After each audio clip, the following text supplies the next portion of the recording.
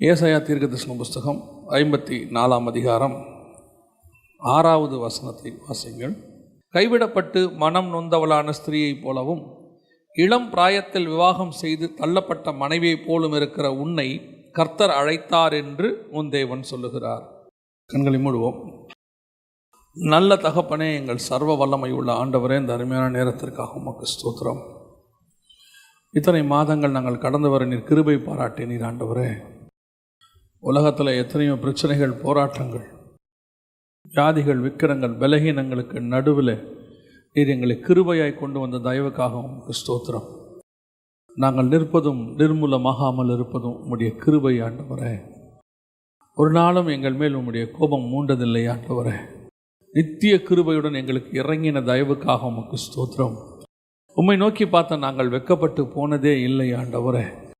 உம்முடைய வஸ்திர தொங்கல்களால் எங்களை மூடிக்கொண்ட தயவுக்காக உமக்கு ஸ்தோத்திரம். இப்பொழுதும் நீர் எங்களோடு கூட பேசும் ஆண்டவரே. எங்கள் ஆண்டவர் இயேசுவின் நாமத்தில் பிதாவே. அல்லேலூயா. ஏசாயா தீர்க்கதரிசன புஸ்தகம் 54 அதிகாரம் 6வது வசனம்.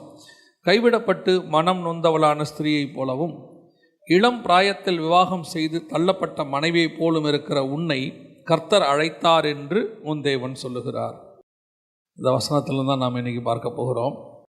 இது குறிப்பாக எதை குறித்து சொல்லப்படுகிறது அப்படின்னு கேட்டிங்கன்னா, இஸ்ரவேல் சபையை குறித்து சொல்லப்படுது. இஸ்ரவேல் சபையில் 2 முக்கியமான காலகட்டம் இருக்குது இஸ்ரவேலுக்கு. ஒன்று இயேசு கிறிஸ்துவுக்கு முன்பாக, இன்னொன்று இயேசு கிறிஸ்துவுக்கு பின்பாக. உலக சரித்திரமாக இருக்கட்டும் அல்லது எதுவாக இருக்கட்டும், நாம் அதை அப்படி தான் பிரிக்கிறோம். ஆனால் பிரமாணத்தின்படி பார்த்திங்கன்னா, இயேசு கிறிஸ்துக்கு முன்னாடி இருக்கிற பிரமாணம் ஒன்று, இயேசு கிறிஸ்துக்கு பின்னாடி இருக்கிற பிரமாணம். அதை நியாயப்பிரமாணம், சுயாதீன பிரமாணம் நம்ம சொல்லுவோம். நம்ம கொஞ்சம் ஈஸியாக புரிஞ்சுக்கணும் அப்படின்னா ஓல்ட் டெஸ்ட்மென்ட், நியூ டெஸ்ட்மென்ட்னு சொல்கிறோம். இன்னும் கொஞ்சம் நமக்கு செய்திக்காக என்ன சொல்கிறோன்னா, இயேசு கிறிஸ்துவுக்கு முன்னாடி இருந்த சபைக்கும் இயேசு கிறிஸ்துவுக்கு பின்னாடி இருக்கிற சபைக்கும் உள்ளதான காரியங்கள். இங்கே 2 வகையான சபையை குறித்து சொல்லப்பட்டிருக்கு. ஒன்று, கைவிடப்பட்டு மனம் நொந்தவளான ஸ்திரீயைப் போலவும். கைவிடப்பட்டு மனம் நொந்தவளான ஸ்திரீயைப் போல இஸ்ரவேல் இருக்கிறது, சபை இருக்கிறது அப்படின்னு ஆண்டவர் சொல்கிறார். கைவிடப்பட்டு மனம் நொந்த அப்படின்னா என்ன, எதை பற்றி சொல்லப்பட்டிருக்கிறது அப்படின்னு கேட்டிங்கன்னா, ஒரு காலகட்டத்தில் இஸ்ரவேலுடைய பாவத்தை கண்டு ஆண்டவர் இஸ்ரவேலை கைவிடுகிறார். சில காலங்கள் கைவிடுகிறார். கைவிடப்பட்ட அதுக்கு பிறகு இஸ்ரவேல் தேவன் இல்லாமல் இருக்கிற ஒரு சூழ்நிலை. பொதுவாக தேவன் இருக்கும்போது அவர் இருக்கிறாருங்கிறது நமக்கு தெரியுமோ தெரியாதோ, அவர் இல்லாத போது அவர் இல்லை என்பது நமக்கு தெரியும். நீங்கள் ஜெபிக்கும் போது என்ன மகிமை உங்கள் மேலே இருக்குது அப்படிங்கிறத நீங்கள் உணர்றதுக்கு கொஞ்சம் காலம் ஆகும். ஆனால் நீங்கள் ப்ரேயர் பண்ணாத போது உங்களுக்குள்ள ஒரு வெறுமை இருக்கிறத நீங்கள் உணர முடியும். எப்போவுமே நமக்கு அதான் பிரச்சனை. சிம்சோனை பார்த்தீங்கன்னா, பரிசுத்த ஆவியானவர் இறங்கும் போது அவனுக்கு தெரியும். பரிசுத்த ஆவியானவர் இறங்கி அவன் மூலமாக பெரிய காரியங்களை செய்கிறது அவன் செய்வான். ஆனால் எப்போ அவனை விட்டு போனாருங்கிறது அவனுக்கு தெரியாது. ஏன் போனார்னு நான் சொல்கிறேன்னா, அடுத்த முறை பெலிஸ்தர் வரும்போது இப்போ ஆவியானவர் அவன் மேல் இறங்கினார்னு இருக்குது. அப்படின்னா என்ன, நடுவில் அவனை விட்டு என்ன செஞ்சிட்டாரு, போயிட்டார். ஆண்டவர் நம்ம கூட இருக்கிறது நமக்கு தெரியும், போகிறது நமக்கு தெரியாது. பல நேரங்களில் நம்ம போகிறது தெரியாததுனால, ஆண்டவர் போயிட்டாருங்கிறது தெரியாததுனால நம்ம இருக்கிறாருன்னே நினச்சிக்கிட்டே இருப்போம். ஒரு காலகட்டத்தில் அது தெரிய வரும். அது எந்த காலகட்டங்கிறது ஒவ்வொரு ஆளை பற்றின டிஃப்ரென்ஸ். கர்த்தரோடு கூட நீங்கள் எவ்வளோ தூரம் நெருங்கி இருக்கிறீங்களோ அவ்வளோ தூரம் அவர் பிரிஞ்சிட்டாருங்கிறத உடனே கண்டுபிடிக்க முடியும். உங்களுக்கும் தேவனுக்கும் உள்ளதான ஒரு டிஃப்ரென்ஸ். சில நேரத்தில் சொல்லுவாங்க, பார்த்துருப்பீங்கள்ல, ஒரு சிலருடைய முகத்தை அப்படி பார்த்த உடனே என்ன செஞ்சுருவாங்க, கண்டுபிடிச்சிருவாங்க. உங்கள் முகம் என்ன செய்யுது, மாறி இருக்குது. நெகேமியாவை பார்த்த உடனே ராஜா கேட்குறாரு, உன் முகநாடி வேறுபட்டு இருக்கிறது, என்ன காரணம் அப்படின்னு கேட்பார். ஏன்னா அந்த அளவுக்கு நெகேமியா ராஜாவோட என்னவா இருக்கிறாரு.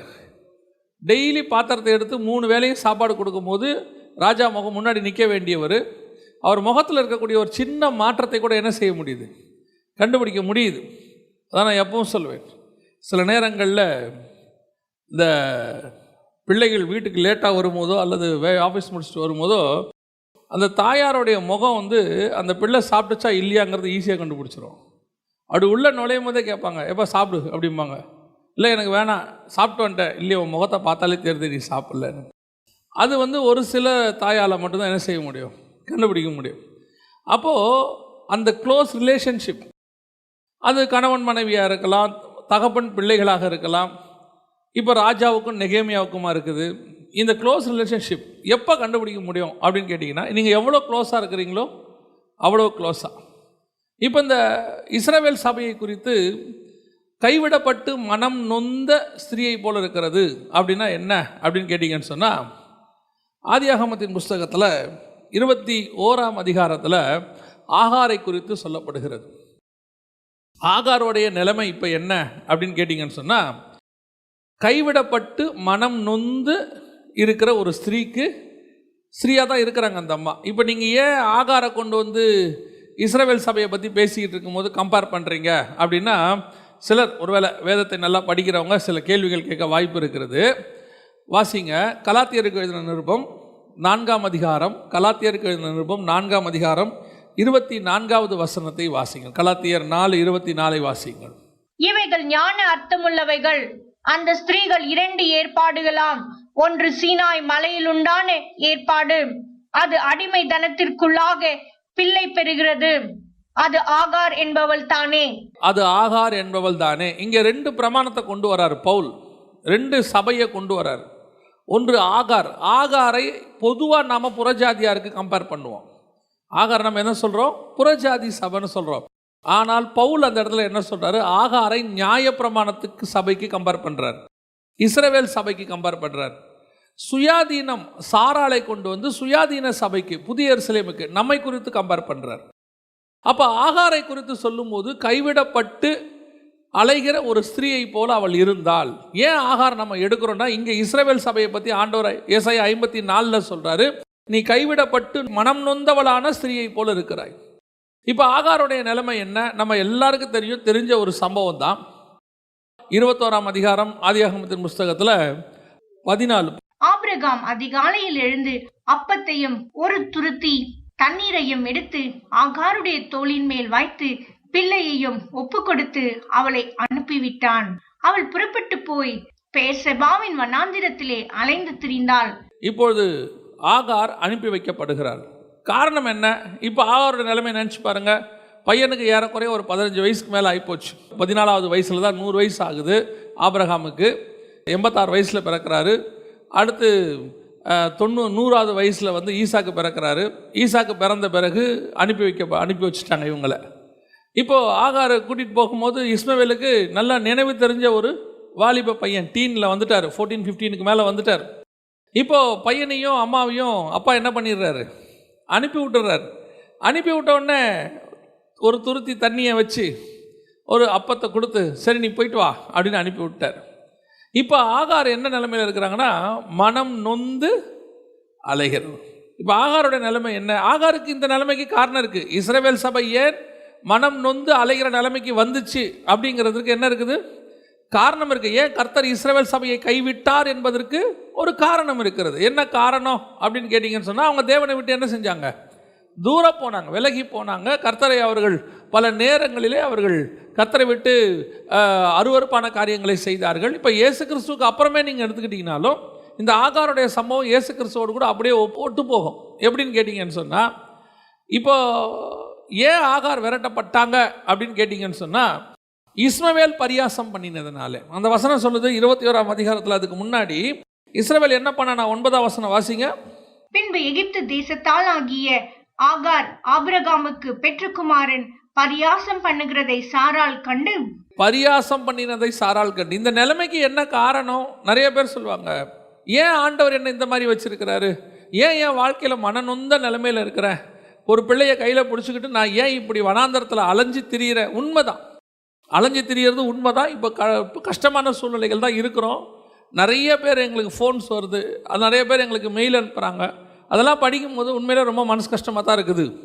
அதாவது கணவனால் கைவிடப்பட்டவங்க, கணவனால் ஏமாற்றப்பட்டவங்க, அல்லது வந்து சிங்கிள் பேரண்ட்டு, அது இல்லாமல் பெற்றோரால் ஏமாற்றப்பட்டவங்க, இப்படி நிறைய பேர் இருக்கிறாங்க. அவங்க வந்து ஏன் இப்படி இருக்கிறாங்க கேட்குற கேள்வியெல்லாம், ஏன் இப்படி இருக்கிறோம், எதனால் இப்படி நடக்கிறோம்? ஒரு சகோதரியை வந்து ஒரு நாள் இப்படி கேட்டாங்க, நான் வந்து என் கணவருக்கு உண்மையாக தான் இருந்தேன், என் கணவர் என்னை விட்டுட்டு போயிட்டார், ஏன் ஆண்டவர் இதை அனுமதிச்சார் அப்படின்னு ஒரே ஒரு கேள்வி தான் திருப்பி ஆவியானவர் கேட்டார். அவரை நீங்கள் ஆண்டவர் சொல்லி தான் திருமணம் பண்ணீங்களா? ஆண்டவர் சொல்லி தான் அந்த அந்த மனுஷனை திருமணம் பண்ணீங்களான்னா, இல்லை எனக்கு நான் விரும்பிய ஒரு வேற ஒரு காரியம் ஒன்று சொன்னான். எதுக்கு சொல்கிறேன்? ஆண்டவர் சொல்லி செய்யல, நம்ம இஷ்டப்படி செஞ்சிட்டோம். ஏதோ ஒரு இடத்துல தப்பு நடந்துருச்சு, பழிய தூக்கி யார் மேலே போடுறோம்? ஆண்டவர் மேலே போடுறோம். ஏன் ஆண்டவர் எனக்கு அதிகரிக்கிறான்? நான் உங்களுக்கு சொல்லுவேன், என்னுடைய வாழ்க்கையின் அனுபவத்திலிருந்து, நம்ம வாழ்க்கையில் நடக்கிற எல்லா பிரச்சனைகளுக்கும் நாம் தான் காரணமே ஒழிய ஒரு நாளும் தேவன் காரணம் இல்லை. தேவன் அதுக்கு காரணமாக இருக்கவும் மாட்டார். அந்த பிரச்சனையிலிருந்து உங்களை திருப்புவதற்கு கர்த்தர் முயற்சி செய்வார். அந்த முயற்சி செய்கிற ப்ராசஸ் உங்களுக்கு கொஞ்சம் கடினமாக இருக்கும். வேற வழியே கிடையாது. பாருங்களேன், வேற வழியே கிடையாது. அந்த ப்ராசஸ் கொஞ்சம் கடினமாகத்தான் இருக்கும். சாப்பிடக்கூடாத சாப்பிட்டு வயிற்றில் கட்டி வந்துட்டா அந்த கட்டி எடுக்கணும்னா ஆப்ரேஷன் பண்ணி தான் எடுக்கணும். ஏன் ஆண்டவர் எனக்கு ஆப்ரேஷனுக்கு அனுமதி கொடுக்குறாருன்னா, சாப்பிடக்கூடாத சாப்பிட்ருக்கக்கூடாது, செய்யக்கூடாததை செஞ்சுட்டு அதுக்கு ஆண்டவர் ரெமெடி செய்யும் போது நாம் என்ன சொல்கிறோம்? ஆண்டவர் ஏன் எனக்கு இந்த அனுமதி கொடுத்தார்? மனம் நொந்து அலைகிற ஸ்திரீயை போல எத்தனை பேர் சொல்கிறாங்க, என் வாழ்க்கையில் எவ்வளோ கஷ்டம், கண்ணீர், ஒரு பிள்ளையை வச்சுக்கிட்டு கஷ்டப்படுறேன், சம்பாதிக்கிற சம்பாத்தியம் பத்தலை, எல்லாரும் கணவர் கைவிட்டுட்டு போயிட்டாரு, என்னை அப்படி நடத்துறாரு. உண்மை, யாரும் இல்லைன்னுலாம் சொல்லலை. இன்னைக்கு நிலைமை அதுதான். மனம் நொந்து அலைகிற நிலைமையில தான் இருக்கிறோம். கண்ணீரோடு கூட தான் இருக்கிறோம், துக்கத்தோடு தான் இருக்கிறோம், வேதனையோடு தான் இருக்கிறோம். அநேகர் அப்படி தான் இருக்கிறாங்க. ஆனால் இதற்கு என்ன காரணம்னு பார்க்கணும். இதற்கு என்ன காரணம்? இது சும்மா நடந்த விஷயம் இல்லை. இஸ்மவேல் பரியாசம் பண்ணினதுனாலே வந்த விளைவு. எங்கேயோ ஒரு இடத்துல நம்ம ஏதோ ஒன்று செஞ்சுருப்போம். இஸ்ரவேலர்களுக்கு கூட, நியாயப்பிரமாண சபைக்கு கூட, இஸ்ரவேலர் கூட ஏன் இந்த நிலைமை கொஞ்சம் யோசிச்சு பாருங்க. அவங்க எத்தனை முறை தேவனை பரியாசம் பண்ணி இருக்கிறாங்க, எத்தனை முறை தேவனை முறுமுறுத்து இருக்கிறாங்க, எத்தனை முறை தேவனுக்கு விரோதமாக, ஊழியக்காரர்களுக்கு விரோதமாக, தீர்க்கதரிசிகளுக்கு விரோதமாக, எரேமியாவுக்கு விரோதமாக, மோசேக்கு விரோதமாக எழும்பி இருக்கிறாங்க. எல்லாத்துக்கும் ஒரு காரணம் நடக்குது. அவங்க சும்மா ஆண்டவர் செயலி இல்லையா? அப்போ ஆண்டவர்கிட்ட நம்ம என்றைக்குமே முதல்ல ஆண்டவரை குற்றப்படுத்துறதை நிறுத்துங்க. ஏன் ஏசப்பா எனக்கு இப்படி பண்ணுறீங்க, ஏன் ஆண்டவரை என் வாழ்க்கையில் இப்படி நடக்குது அப்படின்னு ஆண்டவர்கிட்ட போய் ஆண்டவரை குற்றப்படுத்தாதீங்க. ஆண்டவரே என் வாழ்க்கையில் இப்படி நடக்குது, இதுலேருந்து என்னை விடுதலையாக்குங்கன்னு சொல்லுங்கள். ஒன்று மட்டும் மனசில் நல்லா நினச்சிக்கணும், தேவனுடைய கரத்தில் தீமை என்பதே கிடையாது. நீங்கள் எப்போ இன்னொருத்தர் மேலே பழியை போட்டுக்கிட்டே இருக்கிறீங்களோ அது உங்களுக்கு சரியாகவே ஆகாது. நான் எப்பவும் சொல்லுவேன், நமக்கு பிரச்சனை வந்துருச்சு, ஏதோ ஒரு காரணத்தினால வந்துருச்சு, அதை சரி பண்ணணும்னா நம்ம கமிட் பண்ணாமல், நாம் நம்மளுடைய தப்பை ஒத்துக்காமல் அது சரியே ஆகாது. நிறைய பேர்கிட்ட ஒரு சுயநீதி இருக்கிறது. ஏன் நான் சரிதான், நான் பண்ணது கரெக்ட் தான், அவங்க பண்ணதான் தப்பு. இந்த வார்த்தை சவுலுடைய வார்த்தை. நீ பண்ணது தப்புன்னு சொன்னால், ஆமாம் நான் பண்ணது தப்புன்னு ஒத்துக்கிட்டா, நீ என்ன தப்பு பண்ணியிருந்தாலும் கர்த்தர் அதை மாற்றுவதற்கு வல்லமை உள்ளவராக இருக்கிறார். எப்பவுமே நல்லா தெரிஞ்சுக்கொள்ளுங்க, கர்த்தர் எக்ஸ்பெக்ட் பண்ணுறது நாம் தப்பு செய்ய மாட்டோன்னு கிடையாது. நாம் மண்ணு என்று அவர் நினைவு கூறுகிறார். நம்ம பலவீனமானவர்கள்னு கர்த்தருக்கு தெரியும். நம்ம இங்கே யாருமே பூரணமானவங்கள் கிடையாது. ஆண்டவராக இயேசு கிறிஸ்து ஒருவரை தவிர பூரணமானவன் இந்த உலகத்தில் ஒருத்தர் கிடையாது.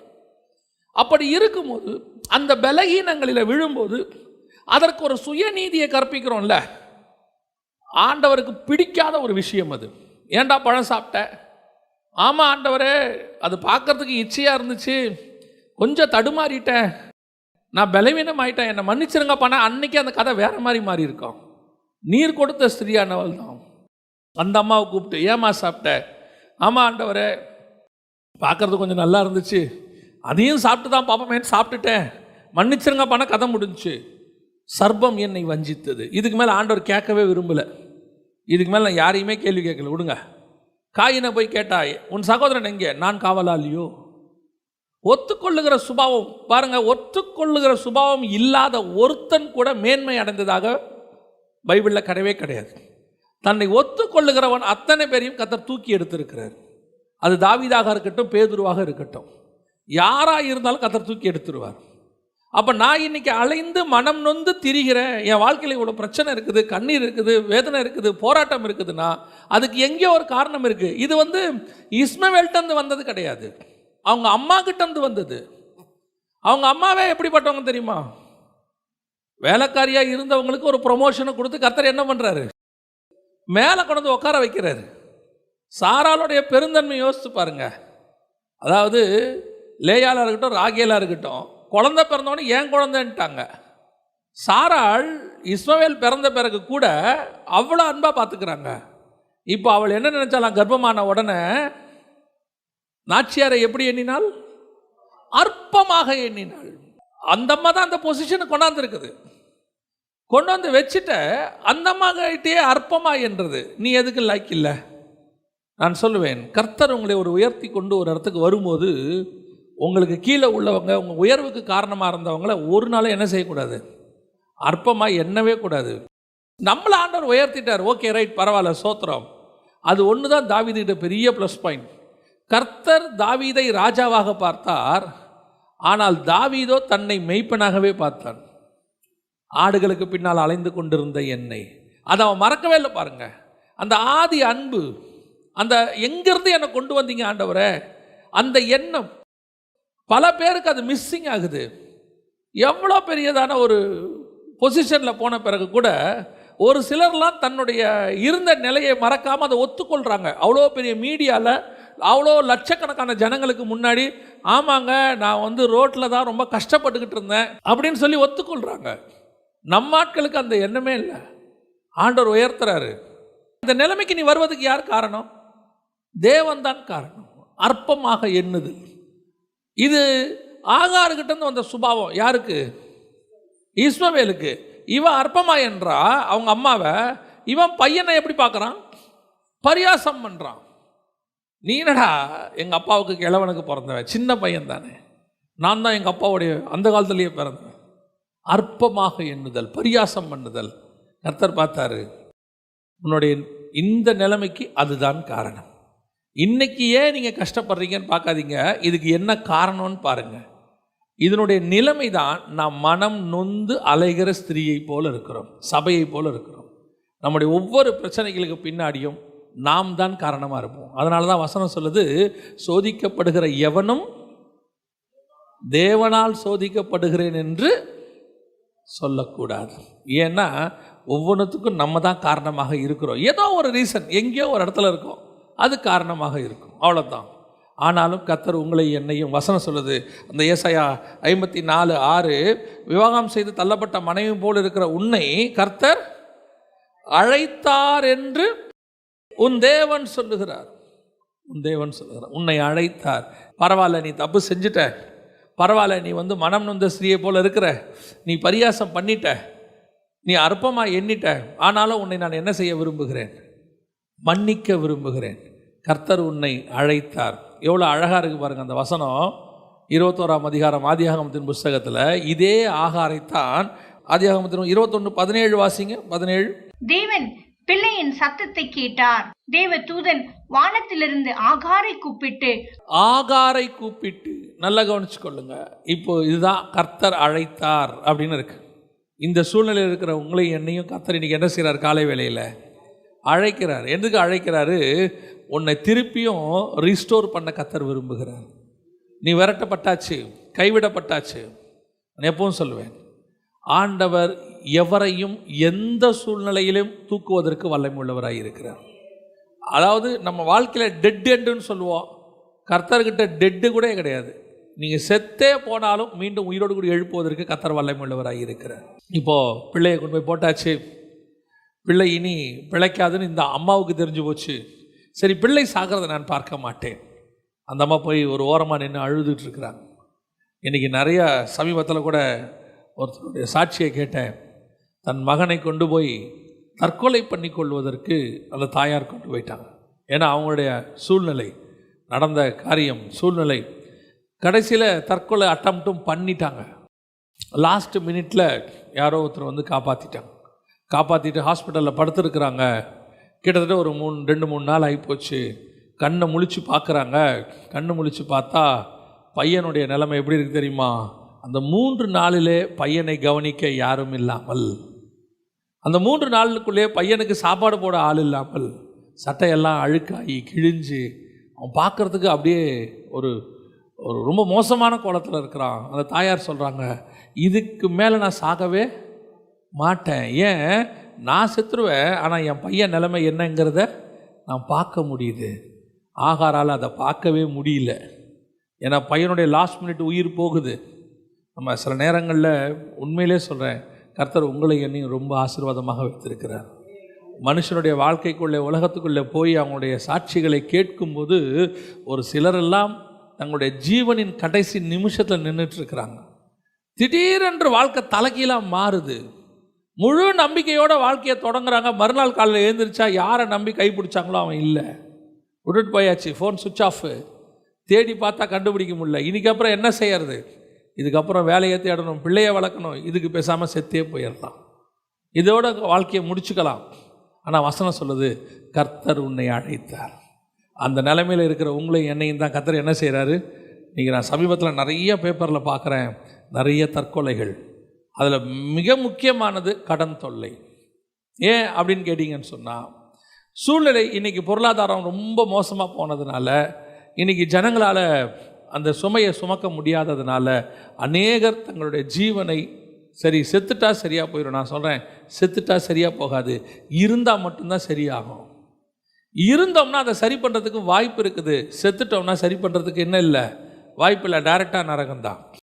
அதனால தான் ஆண்டவர் சொல்கிறார், உயிரோடு இருக்கும்போதே சொல்கிறாரு, கர்த்தர் உன்னை அழைத்தார். இன்றைக்கி ஆண்டவர் அதை மாற்ற விரும்புகிறார். உன்னுடைய மரண நிலைமையில் இருக்கிற உன் பிள்ளையின் நிலைமையை மாற்ற விரும்புவார். உங்களுடைய சிச்சுவேஷன்ஸை கர்த்தர் மாற்றுவார். கடைசி நிமிஷம்தான். எனக்கு ரொம்ப இந்த ஆகாருடைய நிலைமை எனக்கு ரொம்ப பிடிக்கும். காரணம், இன்றைக்கி இருக்கிறவங்கள ஒரு 80% மக்களுடைய நிலைமை இன்றைக்கி இதுதான். நாங்களாம் அதை கிராஸ் பண்ணி வந்திருக்கிறோம். யாரும் இல்லாமல் கைவிடப்பட்டு அப்படியே தனியாக இருக்கக்கூடிய சிச்சுவேஷனில் கர்த்தர் வந்து தூக்கி எடுக்கிற அந்த சிச்சுவேஷன் இருக்குதில்ல. நாங்களாம் ஒரு 3-4 ஃப்ரெண்ட்ஸ் இருக்கிறோம். எங்களில் பெரும்பான்மையான வாழ்க்கை அப்படித்தான். திடீரென்று என்னுடைய நண்பனுடைய தகப்பனார் இறந்து போனார். 12வது படிக்கும் போது, ஒரு 16-17 வயசு. திடீரென்று இறந்து போனார். இறந்து போன பிறகு மொத்த குடும்பத்தினுடைய சுமையை அவன் தலை மேலே விழுந்துச்சு. தங்கச்சி தம்பியை படிக்க வைக்கணும், அவன் படிக்கணும், குடும்பத்தை காப்பாற்றணும். நான் கூட இருந்து பார்த்துருக்கிறேன். கர்த்தர் ஒருவரே கூட இருந்து அவனை தூக்கி எடுத்தார். ஆகாருடைய பிள்ளைக்கு கடைசி நிமிஷத்தில் ஒரு அழைப்பு வருதில்ல, ஆகாரே கவலைப்படாதன்ற மாதிரி லாஸ்ட் மினிட்ல கர்த்தர் தூக்கி எடுக்கிறார். எடுத்து இன்னைக்கு கர்த்தர் அவனை ஆசீர்வதிச்சு, இன்னைக்கு அவனை ஒரு பெரிய பரிவாரமாய் மாற்றி கர்த்தர் அவனை பெரிய ஆசீர்வாதத்துக்குள்ளே வச்சிருக்கிறார். அந்த தேவன் இன்னும் ஜீவனோடு கூட இருக்கிறார். ஆகாரின் பிள்ளையின் அழுகுரலை கேட்கிறவர் நம்முடைய பிள்ளையின் அழுகுரலையும் கேட்பார். நிறைய பேருக்கு எனக்கு பின்னாடி என் பிள்ளைகள் என்னாகுமோ, இந்த நிமிஷம் நான் கண்ணை மூடிட்டா என் பிள்ளை என்னாகுமோ, என் குடும்ப வாழ்க்கை என்னாகுமோ பாருங்கள். விரட்டி விடப்பட்டு துருத்தியில் ஒரு துருத்தி தண்ணி மட்டும் கொடுத்துட்டானாமா. அப்படி அர்த்தம் என்னென்னா, இது ஒரு மணி நேரத்துக்கு கூட தாங்காது போங்க. ஒரு துருத்தியில் தண்ணி கொடுத்துட்டிங்கன்னா, பாலைவனத்துலலாம் டீஹைட்ரேஷன் ஆகிட்டே இருக்கும் பாடி. 2 பேருக்கு தண்ணி தேவைப்படும். ஆபிரகாம் கொடுத்த தண்ணி இருக்கு, அது டெம்பரவரி ரிலீஃப். அதான் மனுஷன் கொடுக்கறது. கர்த்தர் ஒரு நீரூற்றை உண்டு பண்ணினார். அங்கே வசனம் சொன்னது 21ஆம் அதிகாரத்தில். ஆகாரின் கண்களை கர்த்தர் திறந்தார். அங்கே என்ன இருந்தது? ஒரு தண்ணீர் துறவு இருந்தது. அதுதான் நித்தியமான துறவு. அதான் பரிசுத்த ஆவி என்கிற துறவு. பிள்ளை வளரும் வரைக்கும் அந்த துறவு கூடவே இருந்துச்சு பாருங்களேன். பிள்ளை வளரும் வரை கர்த்தர் அவனோடு கூட இருந்தார். இந்த ஆண்டவர் தான் உங்களுக்கும் எனக்கும் இன்னைக்கு வாக்குத்தத்தம் பண்ணுறார். உன்னுடைய சூழ்நிலைகளில், பிரச்சனைகளில், போராட்டங்களில், கண்ணீரில், ஏன் கடைசி நிமிஷத்தில் பிள்ளையை வளர்க்க முடியாது, அவ்வளோதான் முடிஞ்சு போச்சு, படிக்க வைக்க முடியாது. நிறைய பேருக்கு இன்றைக்கி சுமை என்னென்னா, பிள்ளைகளை எப்படி படிக்க வைப்போம், பிள்ளைகளுக்கு எதிர்காலம் என்ன, பிள்ளைகள் நினச்சி நிறைய பாரம். நான் அது தப்புனே சொல்லலை. ஆனால் நான் சொல்கிறேன், என்னை உருவாக்கின ஆண்டவர், என்னை பாதுகாத்த ஆண்டவர் என் பிள்ளைகளையும் பாதுகாக்க வல்லமையுள்ளவராக இருக்கிறார். எதுக்கு சொல்கிறேன்னா, தேவனை அறியாத தாய் தகப்பனுக்கு பிறந்த நம்மையே கர்த்தர் பாதுகாத்துட்டார்னா, தேவனை அறிந்து அவருடைய இரத்தத்தால் கழுவப்பட்டு நீதிமான்களாகி இருக்கிற உங்களுடைய என்னுடைய பிள்ளையை எப்படி கர்த்தர் கைவிடுவார்? யோசிச்சு பாருங்க. ஆகாரின் பிள்ளையே கர்த்தர் கைவிட மாட்டார்னா, சாராளின் பிள்ளையை ஒரு நாளும் கர்த்தர் கைவிடவே மாட்டார். கர்த்தருடைய உடன்படிக்கை எப்பவும் கூடவே இருக்கும். இப்போ ஆண்டவர் சொல்றாரு, நீ வா. கர்த்தர் ஆகாரை அழைத்தார். உங்களை என்னை கர்த்தர் இன்னைக்கு காலையில் சொல்றாரு, எந்த பிரச்சனையும் இல்லை. உலகத்தில் நிறைய பிரச்சனை வரும், எல்லா பக்கமும் இருக்குது. ஆனாலும் உங்களுக்கும் எனக்கும் ஒரு நீரூற்று இருக்குது. அந்த நீரூற்று உங்களை என்னையும் சாக விடாமல் பாதுகாக்கும். கடைசி நிமிஷம் வரைக்கும் கூட இருக்கும், வளரும் வரைக்கும் கூட இருக்கும். அவர் சொன்னதை செய்யும் அளவும் அவர் ஒரு நாளும் உங்களையும் என்னையும் கைவிடுகிறதில்லை. அல்லேலூயா. வாக்குத்தத்தம் பண்ணினவர் உண்மை உள்ளவர், அவர் ஒரு நாளும் கைவிடவே மாட்டார். அல்லேலூயா. அந்த வசனத்தை திருப்பி வாசிங்க பார்ப்போம். ஏசாயா புஸ்தகம் 54ஆம் அதிகாரம் 6வது வசனத்தை திருப்பி வாசிங்க. கைவிடப்பட்டு மனம் நொந்தவளான ஸ்திரீயை போலவும், இளம் பிராயத்தில் விவாகம் செய்து தள்ளப்பட்ட மனைவியை போலவும் இருக்கிற இந்த ரெண்டாவது கேட்டகரி இருக்கு பாருங்க, இளம் பிராயத்தில் விவாகம் செய்து தள்ளப்பட்ட மனைவி, விதவையான மனைவி இல்லை, என்ன மனைவி? தள்ளப்பட்ட மனைவி. இது ரெண்டாவது கேட்டகரி. இந்த தள்ளப்பட்ட மனைவிக்கு நம்ம எல்லாரும் பைபிளில் ஒரு அர்த்தம் தான் சொல்கிறாங்க. ஏன் ஒரு ஸ்திரீயை தள்ளலாம்? ஒரு ஸ்திரீ ஏன் தள்ளி வைக்கலாம்? விபச்சாரம் செய்தால் தள்ளி வைக்கலாம். இது ஒரு கேட்டகரி இருக்குது பைபிளில். ஆனால் இளம் வயதில் விவாகம் செய்து தள்ளப்பட்ட ஸ்திரீயை போலன்னா விபச்சாரம் செய்தவங்களுக்கு மட்டும் இல்லை அந்த கேட்டகரி, இன்னொரு கேட்டகரியும் இருக்குது. நான் இதை வாசிக்கும் போது கர்த்தர் எனக்கு உணர்த்தினது, வாசிங்க ஆதியாகமத்தின் புஸ்தகம் 38ஆம் அதிகாரம் 26வது வசனத்தை வாசிங்க. யூதா அவைகளை பார்த்தறிந்து, என்னிலும் அவள் நீதியுள்ளவள், அவளை என் குமாரனாகிய சேலாவுக்கு கொடாமற் போனேனே என்றான். யாரை பத்தி இருக்கு தெரியுமா? தாமாரை பத்தி இருக்குது.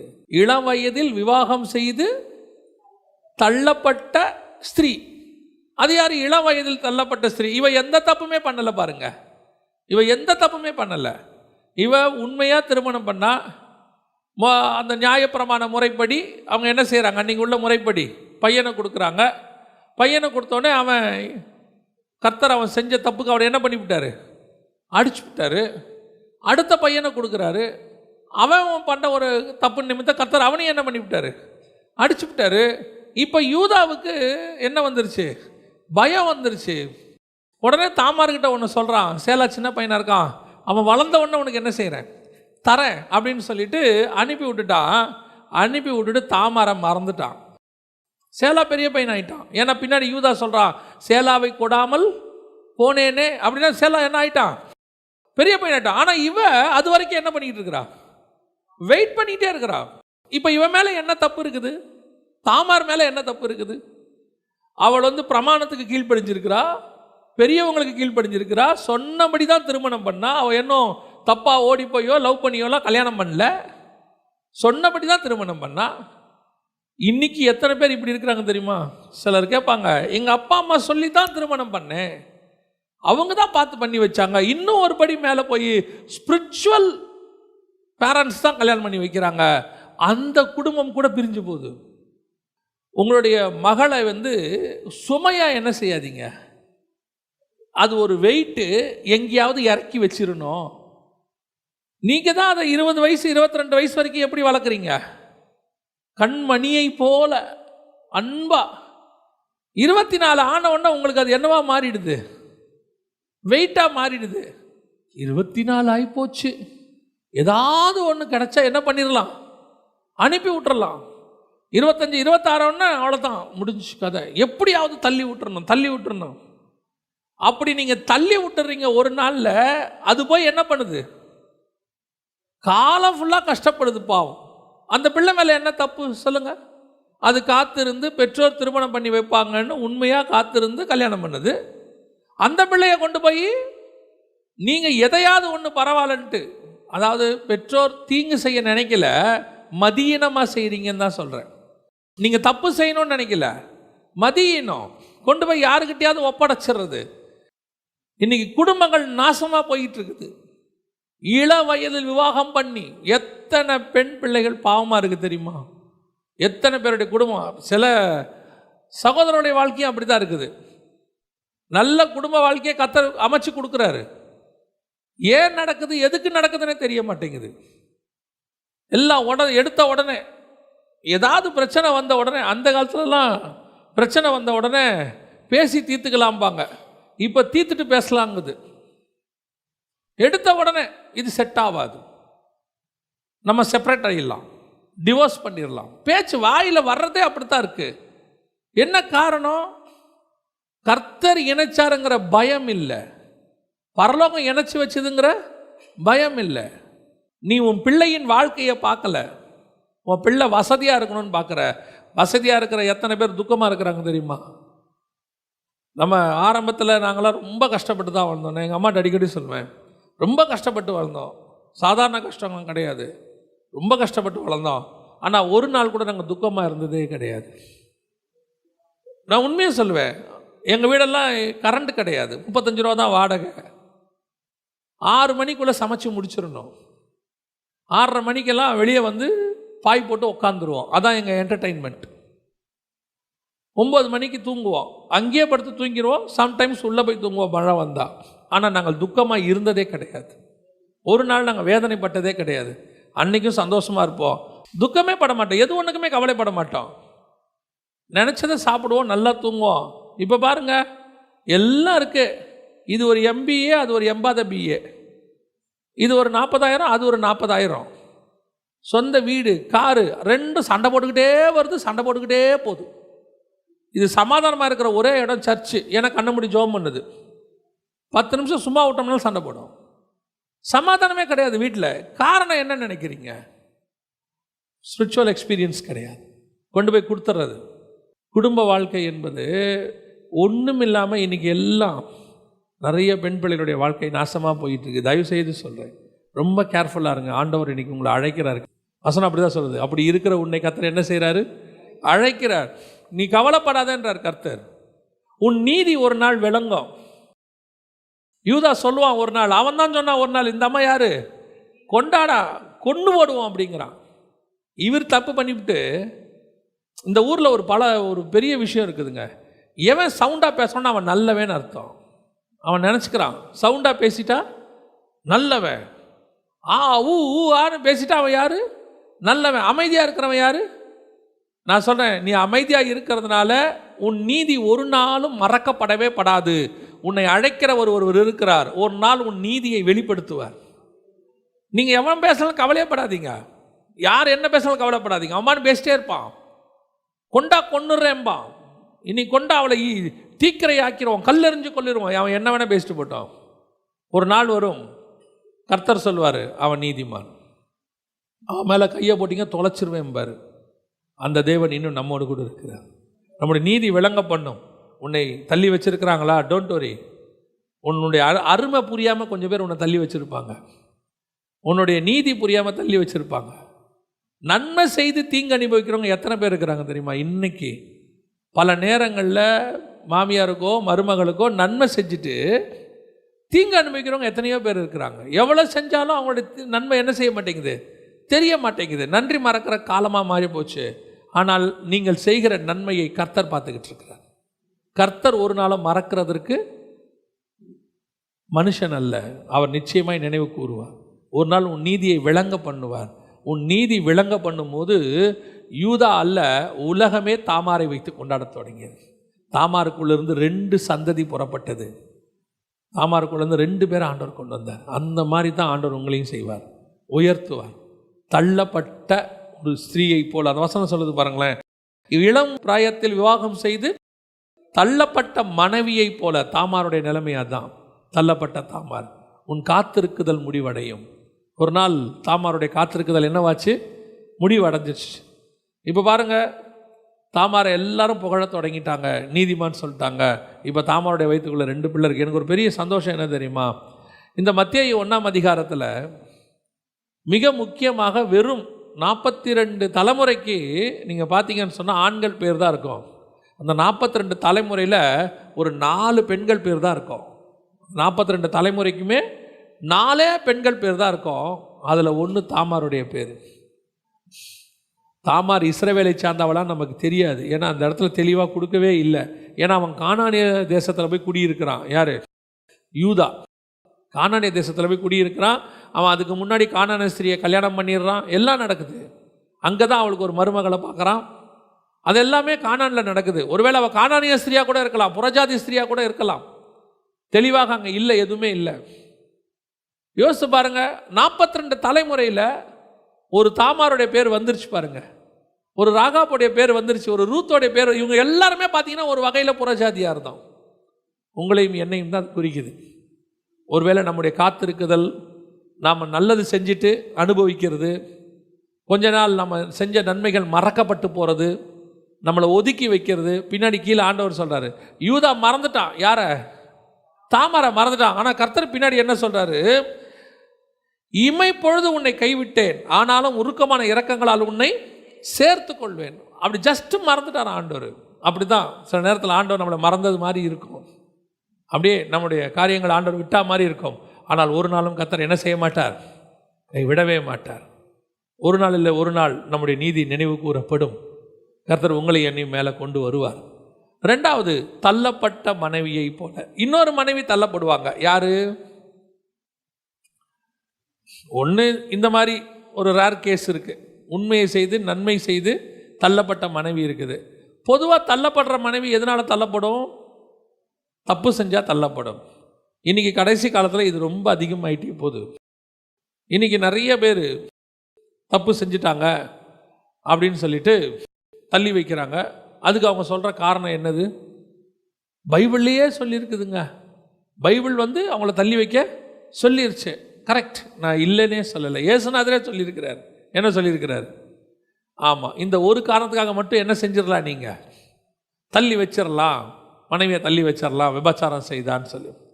ஆனால் ஒரு விபச்சாரம் செய்த ஒரு அம்மா காலில் விழுந்த உடனே கர்த்தர் என்ன சொன்னார்? நானும் உன்னை நியாயம் தீர்க்கிறது இல்லை. அதாவது நான் சொல்லுகிறதை நீங்கள் புரிந்து கொள்வீர்கள் என்று நினைக்கிறேன். எல்லாருமே வேண்டுமென்றே இந்த பாவத்தில் விழவில்லை. எத்தனையோ பேர் இந்த பாவத்தில் தள்ளப்படுகிறார்கள், பெற்றோராலேயே தள்ளப்படுகிறார்கள். அப்போ எல்லா விபச்சாரம் பண்ணுறவங்களோ அல்லது தப்பான பாதையில் இருக்கிற அத்தனை பேருமே விருப்பப்பட்டு என்ன செய்யல, இதில் இல்லை. அதில் ஒரு சிலது இருக்குது, விருப்பப்பட்டு இருக்குது. ஆனால் ஒரு சிலர் பெற்றோராலேயே கொண்டு வந்து விடப்படுகிறார்கள். பெற்றோரால் தப்பு செய்கிற இடத்துக்கு கொண்டு வரப்படுறாங்க. சிலர் மனிதர்களால், அவங்களுக்கு விருப்பம் இருக்காது, சில பெண் பிள்ளைகளை கொண்டு போயிட்டு எங்கேயோ வித்துடுறான். பாவமாக இருக்குது, அது வாழ்க்கை அங்கேயே போயிடுது. அதுக்கு பல வியாதி அங்கேயே கிடக்கு. ஒரு நாள் அது வாழ நினைக்கும் போது இந்த வசனத்தை சொல்லி நீங்கள் என்ன பண்ண முடியாது? கர்த்தர் அவர்களையும் மன்னிக்க வல்லமை உள்ளவராக இருக்கிறார். எந்த பாவத்தையும் இயேசுவின் ரத்தம் மன்னிக்கும். அதான் முக்கியம். அந்த சுபாவம் உனக்கு வந்தால் எதையும் மன்னிக்கிற சுபாவம் உனக்கும் வந்துடும். அதான் ஆண்டவர் சொல்றார், தள்ளப்பட்ட மனைவியை போல் இருக்கிறவரை கர்த்தர் அழைத்தார்னு இருக்கு அந்த வசனம். இயேசு சொல்றார். இப்போ யோசிச்சு பாருங்க, நம்ம எல்லாரும் சொல்கிறோம், ராகாப்பை பற்றி சொல்லும் போது என்ன சொல்கிறோம்? தப்பான வேலை செஞ்சவங்க, தப்பான வேலை நீங்கள் தப்பான வேலை செஞ்சவங்களாவே இருக்கட்டும், தேவன் மன்னிச்சு நடுவில் கொண்டு வந்து இஸ்ரவேலுக்கு நடுவில் உட்கார வச்சுட்டாரு. ராகாப் நடுவிலே குடி இருந்தால்னு இருக்கு, அங்கே ஒருத்தனை கல்யாணம் பண்ணிட்டான்னு இருக்கு. தேவனே மன்னித்த பிறகு நியாயம் தீர்க்கிறதுக்கு நீங்களும் நானும் யாரு? தேவன் மன்னிச்ச பிறகு எந்த பாவமாக இருக்கட்டும், அது தாவீதோடைய பாவமாகவே இருக்கட்டுமே, தேவன் மன்னிச்ச பிறகு நம்ம ஏன் நியாயம் தீர்க்கணும்? நிறைய பேர்கிட்ட இப்போ அந்த பிரச்சனை இருக்குது. நல்லா தெரிஞ்சுக்கொள்ளுங்க. ஒரு ஊழியக்காரர் இருந்தார். தாவீதின் பாவங்கள்னு சொல்லி தாவீது செஞ்ச குற்றங்களை பட்டியலிட்டு, நானா இருந்தால் தாவீதை மன்னிக்கவே மாட்டேன்னு சொல்லி பிரசங்கத்தை முடிச்சார். ஐ நெவர் ஃபர்கிவ் அப்படின்னு சொன்னார். ஆனால் நடந்தது என்ன தெரியுமா? அந்த பாவங்களில் ஒரு நாள் கடைசி காலத்தில் அவர் விழுந்தார். அதே பாவத்தில் விழுந்தார். எதை நீங்கள் விதைக்கிறீர்களோ அதை அறுக்க வேண்டிய காலம் ஒன்று வரும். யாரையும் குற்றப்படுத்துகிற அதிகாரம் உங்களுக்கும் எனக்கும் கிடையாது. கர்த்தரே தள்ளப்பட்டவளை சேர்த்துக்கிட்டாரு. அப்பேற்பட்ட விபச்சாரம் செய்தவங்களையே கர்த்தர் நானே நியாயம் தீர்க்கல. அப்பேற்பட்ட நீதிமான் பரிசுத்தவான் ஒரே சர்வ வல்லமை உள்ள தேவன் இயேசுவே நியாயம் தீர்க்க விரும்பாத பாவத்தை நீங்களும் நானும் ஏன் உட்காந்து நியாயம் தீர்த்துக்கிட்டு இருக்கணும்? அவரே மன்னிக்கிற பாவத்தை நீங்களும் நானும் ஏன் மன்னிக்க கூடாது? இன்னைக்கு அதுதான் இன்னைக்கு பிரச்சனை. வெயிட் பண்றான்.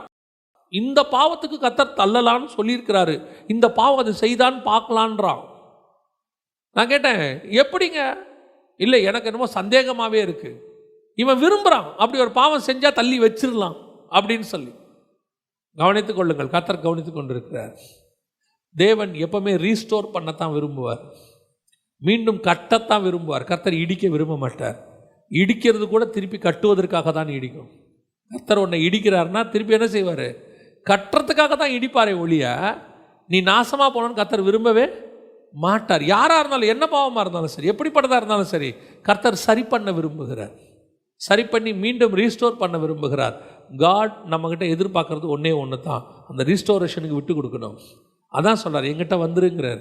கர்த்தர் உன்னை அழைத்தார். வசனம் சொல்லுது பாருங்க, கைவிடப்பட்ட மனம் நொந்த ஸ்திரீயை போலவும் இளம் பிராயத்தில் விவாகம் செய்து தள்ளப்பட்ட மனைவி போல் இருக்கிற உன்னை கர்த்தர் எதுக்காக அழைக்கிறாரு? திருப்பி சரி பண்ணுறதுக்கு. மனம் நொந்திருக்கிறியா, நீ வந்துரு, நான் உன்னை சரி பண்ணிடுறேங்கிற. கைவிடப்பட்ட நிலைமையில் இருக்கிறியா, நீ வந்துரு, நான் உன்னை சரி பண்ணிடுறேன். சரி பண்ண முடியும், தேவனால் முடியும். எல்லாராலும் கைவிடப்பட்டு மனம் நொந்து ஒரு பிள்ளையோடு அலையிற ஆகார மாதிரி இருக்கீங்களோ, பரவாயில்ல, தைரியமாக இயேசுகிட்ட வாங்க.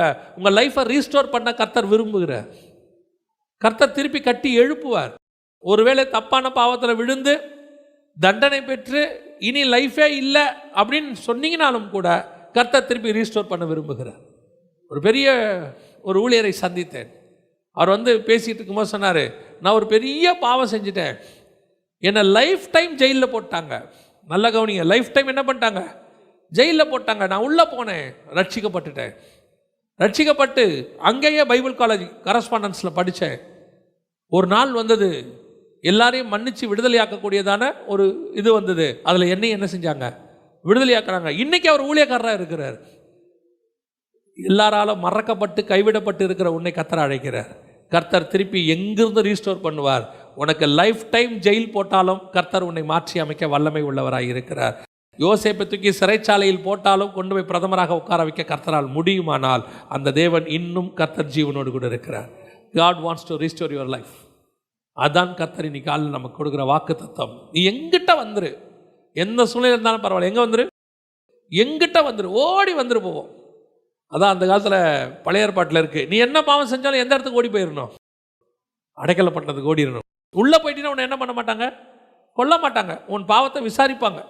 விசாரித்து பார்த்து நீ தப்பு செஞ்சிருக்கியா இல்லையான்றதை பார்த்துட்டு அதுக்கப்புறம் தான் முடிவு எடுப்பாங்க.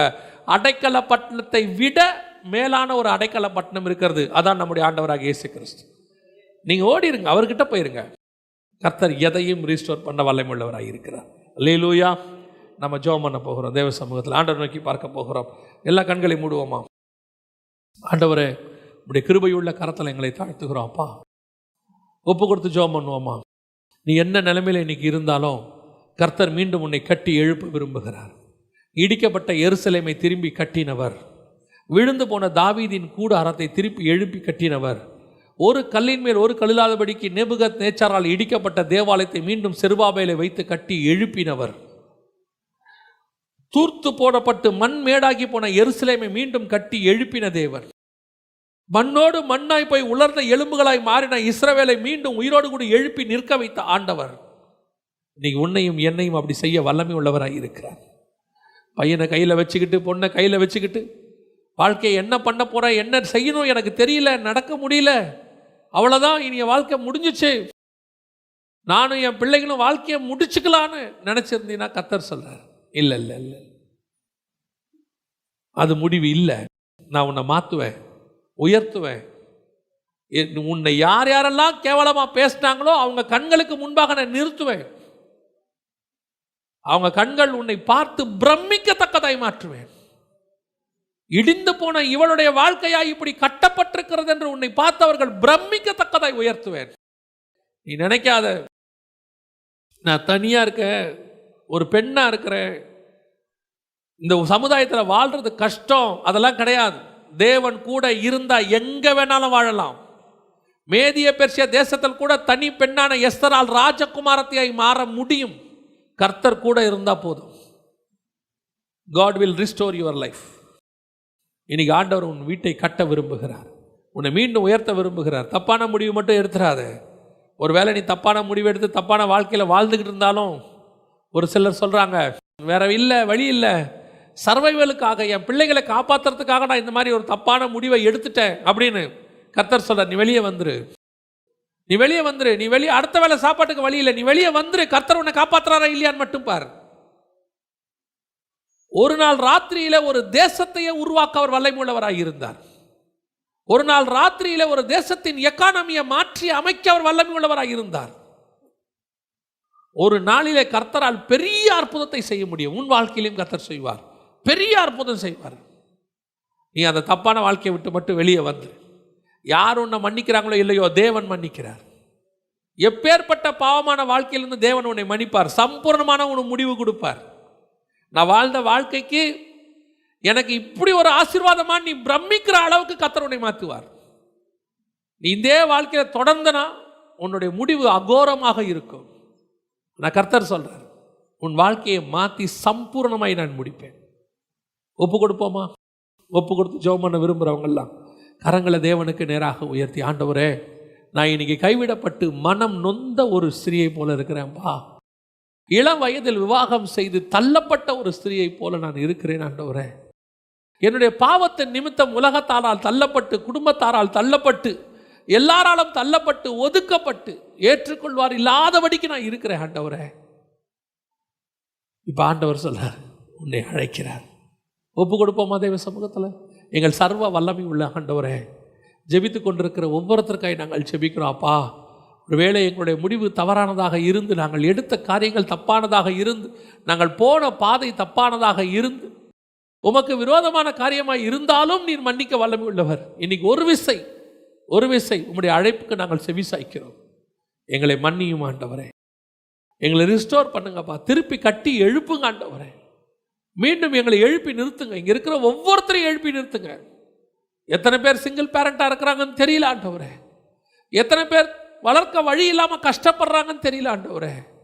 எத்தனை பேர் தப்பான முடிவோடு கூட வந்து நிற்கிறாங்கன்னு தெரியல ஆண்டவரே. ஆனால் நீங்கள் மாற்றி அமைக்க வல்லமை உள்ளவராக இருக்கிறீர். அந்த குடும்பத்தை கட்டி எழுப்ப வல்லமை உள்ளவராக இருக்கிறீர். ஆகாரின் பிள்ளைக்கு அழுகுரலுக்கு செவி சாய்ப்பீரானால் எங்கள் பிள்ளைகளின் அழுகுரலுக்கு செவி சாய்ப்பீராண்டவரே. கர்த்தர் அப்படி செய்ய போகிறதுக்காக உமக்கு ஸ்தோத்திரம். வருகிற மாதங்கள், வருஷங்கள், எங்கள் முடிவு வரைக்கும் கட்டி எழுப்புகிற வருஷமாக, இழந்தவைகளை பெற்றுக்கொள்ளுகிற வருஷமாக, ஆண்டவரை மீண்டும் நாங்கள் உயர்த்தப்படுகிற வருஷமாக நீ மாற்ற போகிறதுக்காக உமக்கு ஸ்தோத்திரம். ஆசீர்வதியும், வழி நடத்தும். எங்கள் ஆண்டவர் இயேசுவின் நாமத்தில் பிதாவே.